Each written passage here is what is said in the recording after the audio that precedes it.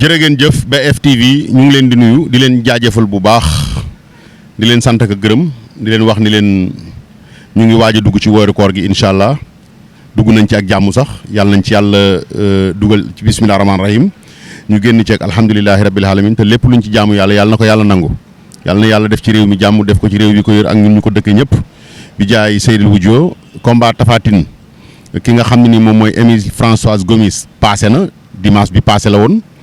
lu jiitu combat bi nag toogoon nañu ndaanaan bii nga xam ne mooy Mansour Bey daanaka mën naa ni dafa bëre woon combat bi sax avant combat bi yegg si gis ngeen sax gis naa booy dagg yenn séquences yi dugal ci TikTok bi ndax la mu waxoon dafa tombé juste loolu moo am combat bi passé nag dañuy defaat jàngatu combat bi voilà erreur yi Tapha Tine def ba daanu Franc erreur yi exploit yi mu def ba daan Tapha Tine ak richaayu combat bi.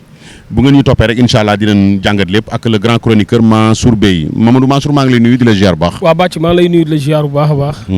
di nuyu mbokk ñuy suivre yëpp. ci BF Info. ci biir réew mi ak bitim réew. di am contentement partagé waat ak yow. xam naa ne yow yaa baax rek mais yow daanaka yaay borom xam-xam bi parce que xam nga ku am xam-xam rek mooy mën a laaj mooy mën a génne ci ko am xam-xam dara. te loolu lépp yaa ngi koy liggéey muy liggéey bu am solo. ñu ngi nuyu ñëpp di ziar ñëpp di kontaan ñëpp di la jaajëfal bu baax. jërëjëf Mamadou Mansour moom moo baax rek waaye wax dëgg yàlla ñun moom ñu ngi ci ginnaawam daal Mansour combat Tapha Tine Franc passé na mu mel ni bett nañu bari ndax jàpp nañu ni Tapha Tine même bu ko Franc dee daan dina daanoo neneen nu bokkul ak nii lan moo tax Tapha Tine doxale nii lan la ban erreur la Tapha Tine def ak combat bi bon yow ndax bett na la wala bettu la. waaw ni mu yombe ci Franc moom bett na ma trop.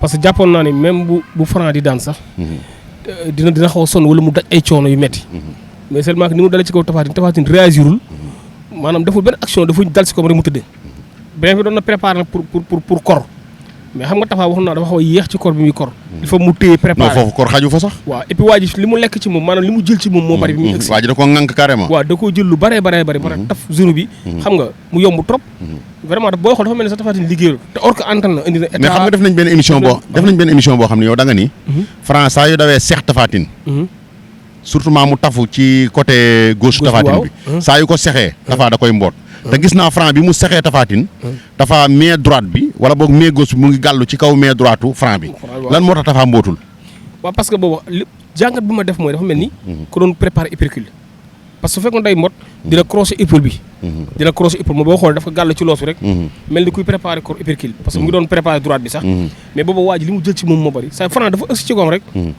continue li mu doon def ba mu daanu loolu la quoi nelaw gi mu nelaw nag ba perte loolu lépp man moo ma jaaxal Tapha Tine nelaw gi mu nelaw ba perte ko waaw loolu moo jaaxal ñëpp parce que vraiment man gis naa ni parce que boo xoolee sunu yenn séquences yi booy dagg di ko dugal xam naa dinañ ko tegaat léegi nii sax incha allah après sunu réalisateur dinañ ko tegal léegi ngeen seetaan ko incha allah distance sama digganteem ak Franc parce que moo sut ay cër mu créé distance seen diggante ñoom ñaar ba pare tàllal ko gauche bi gauche Tapha Tine nag nekkul gauche bu weex trop ba koy wiccax rek mais droite bi mooy forum ci lay door crochet ci lay door hypercule donc droite am boobu moo gën a fort mais comme pied gauche lay teg donc loxo gauche am lay yebal loolu la waaw mu ngi noonu gis nga ko lii waxoon nañ ko ci combat bi muy man ak Mansour yaakaar naa dafa mel ni combat bi Mansour gisoon na ko Tapha Tine Franc daw jël rek mu daanu Tapha dóorul mbootul jéemu la sax rasu te dafa mel ni lii waxoon nga ko yow que mooy Tapha Tine na sóoraale na bëre à distance mais na sóoraale tànki Franc yi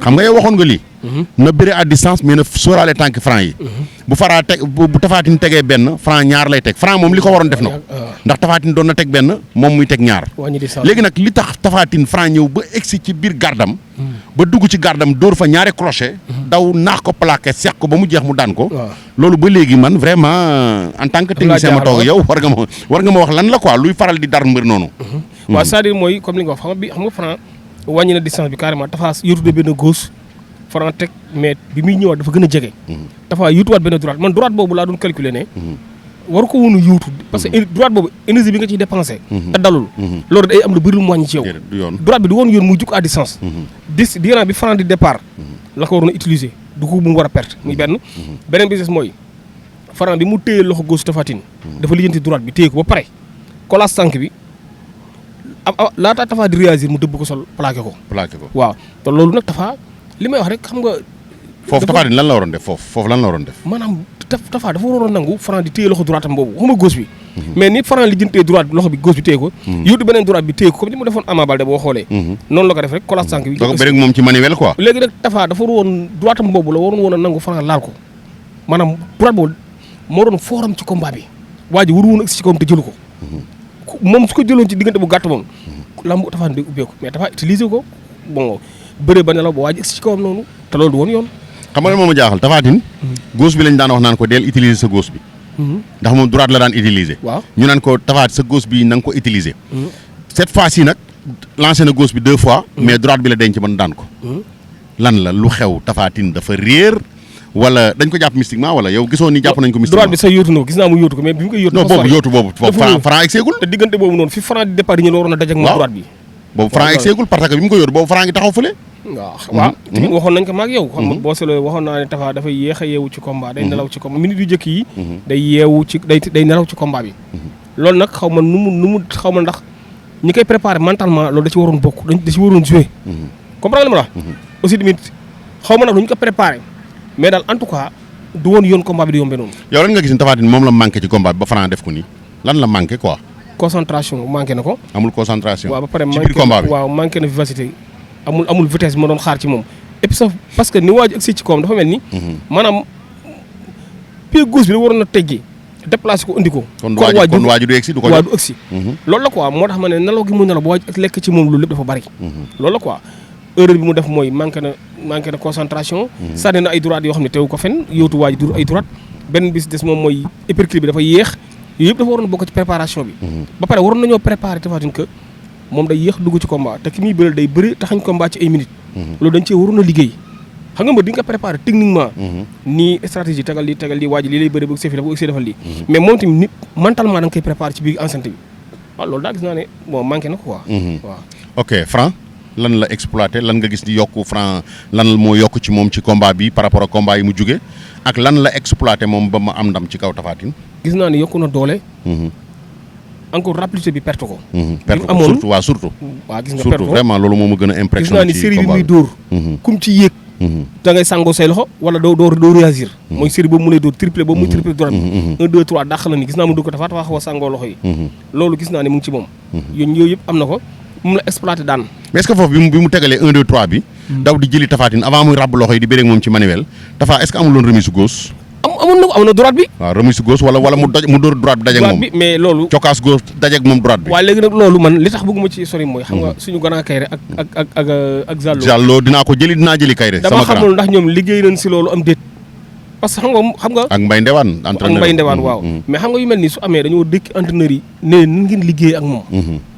parce que loolu dañ see waroon a liggéey. xaw ma nag ba xam parce que mënu ko see xaw ma ndax préparé nañ ci loolu soit Tapha ñëw nelaw wala ñoom danoo préparé woon leneen lu bokkul ak lii wala lan la parce que ci enceinte bi Franc di daw ñëw na ci booy Kayre ñu tooñante Kayre ne ko doo ñu naax doo ñu dëbbul sol quoi waaye léegi bu leen dëbbul sol léegi lan ngeen di def est-ce que comprendre na maanaam doo ma def lii mais man dinaa la def lii effectivement mais doo ma def lii rek taxaw loolu du xaw ma nag ba xam parce que déglu ma gu ma Kayre suñu gannaaw la ñun ñëpp mais war nañu indi ay leeral ci naka lañ préparé Tapha Tine ñoom non xam naa ni moom Tapha Tine man dama jàpp ni ba keroog leneen di feeñ Tapha Tine moo def erreur ci làmb ji mais ku mel ni Boy Kayre waaw di ndaanaan ci làmb ku mel ni Zallo kenn weranteetu ko Mbaye Ndew mi nga xam ne mooy entraîneur principal bi kenn weranteetu ko ñett ñooñu ku nu wër cadre yooyu duñ la préparé nii Tapha Tine bëre parce que bi lan demee combat ci veille bi ñuy def sax arène nationale Zallo tooñante naa kii sama paa bi Père Ndiouga Dia ne ko combat bi gën a metti suba France suba la koy bëre mais moo doon yoon amoon nañ yaakaar mais ñëpp moom lañ doon xaar ñëpp même waa kër Franc li ñu doon xaar mooy combat bi gën a metti même bu fekkee Franc mooy daan combat bi mooy gën a metti ci carrière Franc parce que benn adversaire de taille Tapha Tine adversaire de taille la woon ku ne xam na ni ñi Franc bëreel ñëpp Tapha Tine ci dàq xeex am doole mën a xeex ba pare mën a résister aussi mais combat bi gën a yomb ci Franc mooy combat bi ñëw léewtoo ñu naax la xalab la sànni la fële te am na loo ma waxoon wala ba xaw ma kan moom ko laaj benn journaliste moom ko laaj ma ne leen Franc wax na ko mais gëmu ko mais gëm naa ni gëm na ko mooy damay jël Tapha Tine sànni ko ca garaawaay gi waaw loolu xam nga waxoon na ko ma ne lii Franc wax na ko mais munu ko mais effectivement réussir na ko wax dëgg réussir na ko kon Tapha Tine ñu ngi lay encouragé di la wax nag nga dem defarwaat nga defaraat sa làmb parce que il est temps nag Tapha Tine wane boppam ci mbër mu mag nan lay mel mbër mu mag il est temps jot na sëkk xëy na say coach ak ñi la wër dinañ la gën a waajalaat ci loolu Franc nag moom rien à dire amoo dara lu ma koy wax Franc ndaanaan la ñëw na wane làmb Franc làmb na avant combat bi ci biir combat bi mu wane ni man lii moo ma tax a jóg mu def ko dem yoonam kon loolu moom amul luñ koy wax lu dul di ko ñaanal di encourager Tapha Tine mais avant ñu ñëw ci Franc ndax Franc adversaire yi am na ñu taxaw ci buntam jonguru ko. waaw bi mu daanee kay live toj waaw léegi avant ñu ñëw nañ ko écho topp leen ñu Franc dinañ ñëw ci moom adversaire am bi nga xam ne mooy potentiel adversaire am nga xam ne bu bëree ak moom rek buntu dina feeñ mais Tapha Tine fan la jëm ci làmb. Tapha Tine xam nga dafa liggéey ci làmb loo xam ni. maanaam moom loolu du fay. du fay ci histoire. parce que ndaanaan ni mu tegalee ci benn année daan leen loolu du fay ci histoire. waaw li des moom mooy peut-être xañ na xale yi yéeg. da ciy xool xale bu xaw a kii. may ko sens. ku mel ni. gars yi ñu ngi wax général Malika mais man combat bi ma bëggoon mooy Tapha Tine Siteu. Tapha Tine Siteu ak Siteu dafa war a mën a ne. mais Tapha Tine caatu Yoof nag. bon Siteu moo gën a baax. wala Siteu moo gën a baax Siteu bu dul dara bëri na Balla Gaye daan na Balla Gaye. te Siteu xam naa sa ñëwaguñ ci lii booy xool. moom ak Boy Niang am na lu ñu niróole mais comme agseeguñ ci loolu du ma ci wax. Siteu Tapha Tine mooy combat bi. logique gu làmb mooy loolu. waaw loolu mooy adversaire potentiel am. Siteu Tapha Tine mooy combat bi parce que Tapha warutul bëri mbër bu suufee trop ci làmb.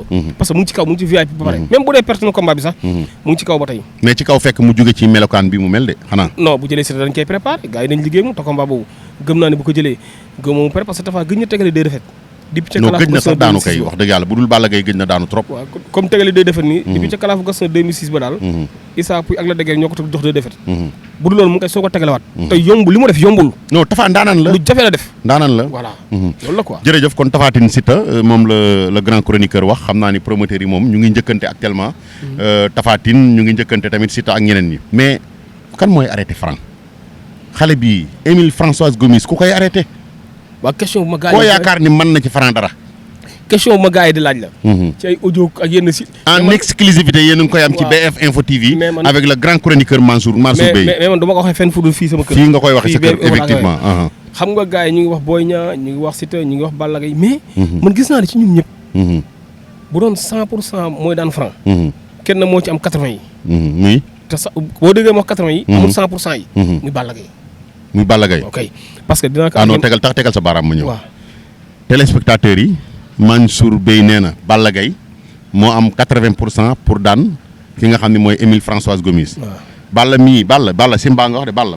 waaw Balla Simba nga wax de. 80 laa wax. léegi li ko teree mat 100 laa lay wax. waaw li ko teree mat 100. mooy am doole bi. da koy liggéey. wér gi aussi il faut mu defar ko. il faut mu defar boppam encore ci suñu cosaanu làmb. yii ma limal. mu am doole. am wér gi. defar boppam mystiquement. am na lu daan Franc. waaw li daan Franc lu mu doon. mooy 80% yooyu démonteel ma ko benn par benn. xam nga gars yi dañu ne woon Franc boo jàppee ngembam man waxoon naa fi ne gisaguma ko laal ngembam. waaw bien sûr waxoon mais soo arriéraatee tuuti. tournoi bi mu bokkoon ak ordinateur bokkoon na ci jàpp ngemb. téye nag ngembu Franc ci geño yi téye bu mu dëgër. Franc bëri la ko ba mu bàyyi mu daan ko. donc kon Franc mën na bëri ci jàpp ngemb.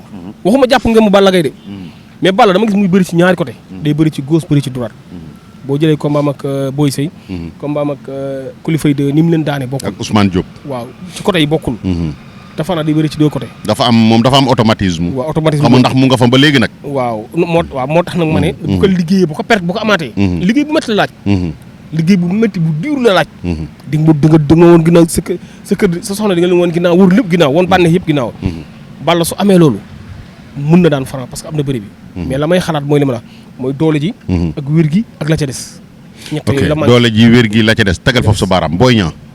ñëpp nee nañu Boy Niang yaa sës ci pindub teen bi. baag bi tàbbi ci biir teen bi. Boy Niang yow yaa war a dem jëli ko. Boy Niang ba mu ko war a jëli daa yàgg. Boy Niang ba Franc daanee Ama Baldé. avant Eumeu Sène di ñëw Boy Niang moo waroon ñëw mais boobu mu ngi ci contrat ak Reug kenn xamagul woon. moo tax peut-être man mën naa comprendre foofu. bi mu daanee Eumeu Sène la même chose ñu dugg ci laay wax. xam nga te ñoom booy xool nag wax dëgg yàlla nag bu ñu waxantee dëgg ñoom ñëpp fi mu ne nii Franc su bëri Boy Niang sax. suñu waxantee dëgg. su may sens di am kan moo may sens Franc moo ko may sens. ah bon ah non. waaw Boy Niang daan na ay ndaanaan de. pardon waaw daan na ay ndaanaan. mais ci VIP kan la Boy Niang daan. Balla Gaye. ak kan. jeex na du daal keneen. Balla Gaye Tapha Tine da koo daan Lac de Guiers daan ko. waaw léegi Balla Gaye la daan. kese ngay wax kese la Boy Niang daan. perte contre Modou Lo. léegi Franc ñan la tegale daan leen. Eumeu Sène ak Tapha Tine. waaw ak Ama Baldé. ak Ama Baldé. ak Bombardier. ak Bombardier waay. Boy Niang tegalewul ñaar ñu mel ñett ñooñu daal leen tegalewul ñett ñu mel noonu ci làmb daal leen. Franc da koo raw lu bari. Franc ku mu ci bëreel ci mook Siteu ñoom ñaar dina may sens. parce que ñi mu même Siteu kan la daan ci VIP. Balla Gaye ñoom ñaar ñi Balla Gaye lan daan. Franc ñi mu tëgaleen daan leen da ngay calculer benn ngemb nga daan ci Bombardier. daan ci Ama Baldé. daan ci Eumeu Sène daan ci Tapha Tine amul ku ci tegale ci ñoom mu mel noonu daan leen. déedéet gisuma ko kon Franc ku mu ci may sens ku mu ci bëree moo la may sens. loolu la ko wax mais léegi bu ñu ñëwee nag ci cadre bëre bi techniquement. waaw Boy Niang est-ce que amul bagage technique bu mën a daan Franc. am na ak bagaar bi technique bi ak bagaar bi xeex bi. am na bopp bi. parce que moom ci bopp lay bëree. techniquement xam na li muy bëree. te xale la te am na doole. gis naa ay vidéo vraiment xam naa ni liggéey na lu bëree bari loo xam ne fi mu ne bu ko géré amul ku mu mënul daan. non il a bien travaillé. waaw mais man li ma jaaxal mooy ba tey bokkuñu ko bëri Franc c'est-à-dire Franc li ma la wax man mbër bu ngay daan. il faut nga mën a bëri ci sa ñaari côté. ba pare gaaw ci say réaction. Boy Niang mbër buy déglu la bien vrai que day surxal ci biir piège am Franc mbëru offensive la. te Boy Niang ñi ko attaqué ñëpp bon gis naa ne presque dañu daan ñu ci ëpp dañu daan. bu amul comme ci perte. mais man gis naa ne man am na doole ju mën na daan Franc nag. mais man ba suko bu mu doon bëri ba suko ba keroog la cay xew. man ci Franc laay teg. ci Franc ngay teg. waaw parce que gis nga ni moom ndoxtu bëre bi fa lëppee wala. waaw non waaw ba pare automatisme bëri Franc dafa mën a bëri de yow bàcc trop te gars yi dañ koo xeeb mën a bëri gi des fois da ngay dégg ñu naan mbëru naax la mbëru mais koo dégg mu naan Franc mbëru naax la na dem seeti spécial Franc ci mbapat yi mu xool Franc ni muy bëree fi ñu koy yegg coppe tànk muy dóor tànk di rasu di boot di def lépp di songu ñu ne mënul bëree. pourtant maa ngi doon dégg ci rajo kankan yi ñu naan Lac de Guiers bu paree ci Prince day dem jëli Franc ndax gis nañ ni Lac de Guiers moom moo fi des. ci koo xam ne loolu moo doon combat potentiel bi ci Franc. waaw Lac de Guiers Franc. Franc bu ñëwoon jël Lac de Guiers daan ka day def lu kenn deful daan Lac de Guiers moo gën a neex sa daan roi des arènes pour moi. waaw parce que musul daanu. benn yoon la musa cof ci suuf muy Eumeu Sène ko def loolu. waaw te loolu sax nag. xaj na peut-être gars yi nu ñu leen koy gisee. cof mais fa Moustapha Gueye taxaw pe Birame Ndiaye taxaw fa laa wax. bu doon jamonoy VAR la dañuy bëriwaat. daanoo ko fi jël bu ñuy wax. donc kon mook Franc man gis naa ne combat la su fekkee bëri na ci kër mais nag Franc mën na fi bëriwaat.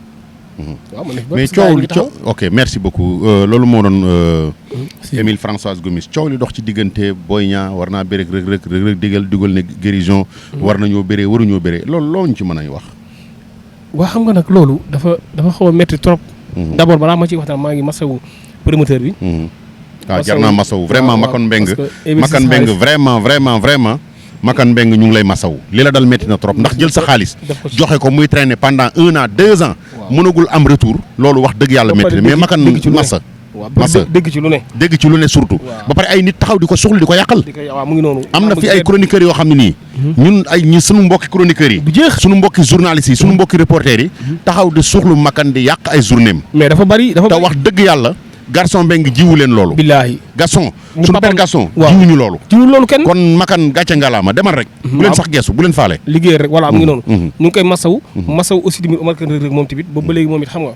ñun waa Thiaré ñu ngi koy xaar moom it ci boobu ba léegi. mais est-ce que tamit Reug Reug ragalul bëree ak Boy Niang ragalul quoi est-ce que Reug Reug tappitul. non mais Reug Reug yow est-ce que ragaloo Boy Niang lan la. non ragalu ko. non mais Reug Reug mais yow lan la. waa xam yow bu nee mbilim laaj ci nga ne damaa feebar daw dem xaw ma Chine nga ne xaw ma Japon. waaw xam nga mu ngi entraîné. waaw mu ngi xam nga entraînement yi. bi mu blessé toog na lu yàgg entraîné wul. mais bi mu tanee mu ngi entraîné ba yëg na moom wér na mën na bëriwaat. mu dugal dirigeant dugguwul sax safurla parce que man damay bëgg mu leer. ma dégg naa ñu ne dirigeant mu ci préparé mais il faut mu ñëw moom. waaw mais day dugal dirigeant yi pour wér. mais ba léegi moom mu ngi ci contrat wu Makan Boy Niang mu ngi ci contrat wu Makan ay jamono. libéré woon na Boy Niang ne que dama uti adversaire mais ba léegi Boy Niang amul combat. mais dégg naa ci wowu bee ñu ne ñamoon na dara pour xaar mais kan moo ko ñamaloon dara ak ci ban combat lañ ko ñamaloon dara kenn xamul. léegi mu jëli Franc. léegi Franc waaw parce que moom Franc la ñuy doon. daanaka sax mën naa dégg naa ñu ne maa ngi suivre ñu ne taxawoon na presque. mais coow lii moo xaw tax ma xaw a def sant bàyyi tuuti. mais léegi comme Reug bu fekkee duggoon na dirigeant. donc day dem bëri ci xeexi MMA après ñu bëri Boy Niang loolu la quoi parce que combat boobu moo fi ne. bon mais nag Boy Niang tamit li mu toog bari na moom it métti na trop ci mbër mu ndaw parce que lu mu toog rek at yaa ngi dem. doole jaa ngi wàññeeku. bien sûr te mënoo continuer di am doole ba faw mënoo ko yaa ngi perte yaa ngi dépense chaque jour. donc dafa war a bëri ak comment dire ak rëg-rëg wala mu dem wuti combat mais nag duñ ci dugg parce que promoteur bi xamaguñu position yenn position am na ci yoo xam ne mënoo koo xam. mais en tout cas li wértu woon moom mooy bëgg nañ moo rëg-rëg ñu bëri taxalikoo. waaw bëgg nañu moo rëg-rëg ñu bëree taxalikoo kooku mooy le grand chroniqueur Mamadou Mansour Bey di ndaanaan boo xam ne nii day wax avant lamb gars yi di ko suivre naan li muy wax mën na nekk wala mënul nekk mais bu lamb ji jotee ba lamb ji passé ci la gars yu bëri di joxe loxo dag nangu man combat Tapha Tine bi Franc bi mu passé li ma jot ci ay appel mais sa waajooju di wax ci télé bi kan la léeg-léeg gars yi seetaanaat vidéo émission yi mu defoon dagg vidéo émission bi yónnee ma ko li ma jot ci ay dagg yónnee naa la ci lu bari. waaw ak ay audio yoo xam ne ay nit ñoo ma ko yónnee yàlla xam na ko ay nit dañ may yónnee audio mais kii kan la kii li muy wax xanaa dafa am sëriñ bu koy wax sëriñ waxu ko Olof Njaay day wax naan lu yàgg ci njaw di njaw ku yàgg ci dara rek bu yàggee da nga ci am expérience moom mooy Mansour di ndaanaan boo xam ne ni wax dëgg yàlla yéen mbër yi dee leen ko déglu ku ko ciy déglu wallaahi azim doo bëre erreur billaahi wallaahi mbër yi nga xam ne nii gox bi mu dëkk mbër yi nañu dem tafu ci moom di ko déglu di ko laaj conseiller parce que li muy wax nii xam-xam la boo xam ne nii jaayu ko daf koy maye man nag du ma dëkk ak koo xam ne dafay maye xam-xam ma ko fay bàyyi dem di jéggaani xam-xam dee leen déglu kii bu ngeen ko dee déglu mbër du bëre erreur de lu leer laa leen di wax. moom Mansour yow tamit vraiment bàcce. mënuma laa fay parce que. li tax mooy xam nga xam-xam am ka baax na mais ki may la may occasion boo koy génnee. kooku kenn du moom. man damaa bëgg xam-xam moo tax. waaw teew loolu nga def. mooy même occasion ma koy exploité parce que lii may def nii. di wax muy amee nii ci làmb. am na soo benn xarit maa ngi koy nuyu moom Aliou Mbaye mu ngi dëkk ba Ndioufène. Ndioufène defe naa da ngay dem ba Pire nga romb ko. mais fii la nekkoon caar yi. dama ko yónnee benn daggit après mu ne ma lii gars yi lay jaaxal ñi la xamul mais avant affaire site internet di am bu daañu waxtaan ci làmb da nga ko daan wax ma ne nii lay demee mu demee noonu. loolu dimbalu suñu borom la ci lu leer dimbalu suñu borom la quoi. du dara mais yàlla moo ñu dimbali ci loolu. donc loolu la quoi yow tamit ñu lay kontaan nañ ci parce que di wax yàlla ñoo far lépp yaa ko liggéey. parce que des fois yaa may sullil affaire bi. ñoo far ma ñëw exploité. ñoo far noonu la borom xam-xam da nga koy tooñ da nga koy fekk. au profond nga yëngal ko pour mu mën a wax quoi. te man xam naa ni yow am na luy nelaw ci yow loo xam ne nii. yeewoogul te bis bu yeewoo Sénégalais yi dinañ gën a découvrir li ngay wax lan ngay tàggoo. waaw jaajëfal la bu baax. kontaan ci yow bàcc ma sama am mbégte bu baax a baax ci war a ci di waxtaan ak am mbégte di sawar di waxtaan ak yow toujours ci làmb parce que toujours rek li ma bëgg yow yaa koy mën a génnee loolu la quoi moo tax may wax toujours ne du ma la nëbbu nag fii laa koy waxee site internet yi ma nu jël su bari na xam nañ man xam naa mais képp ku bëgg exclusivité fii ngay ñëw parce que ñii ñoom yow yaa ma génnee donc yaa ma génne yaa ma wone tey bu su ma nee ba yu bëri di am c'est grâce à yow tax ñun ay gor lañ fu ñu jógal du ñu fàtte waaw jërëjëf ay gor lañu fa nu jógee du ñu fàtte yéen tamit bu leen fàtte abonné bu leen fàtte commentaire bu leen fàtte partagé bu leen fàtte aimé bu leen ñu fàttee ñaanal aussi tamit jërë ngeen jëf mbokk yi ñu ngi leen di jox dig daje ba beneen yoon incha allah jaa ngeen jëf mais kooru mbër dina am kooru mbër maanaam moom mi ak man mi léeg-léeg kenn ci ñun dina dem xool benn mbër xool ni ñuy woore ndax mbër yi dégg naa dañoo ragal koor quoi ak ndogu mbër yeeg yooyu kooru mbër na ngeen ko xaar ci BFTV jërë ngeen jëf merci beaucoup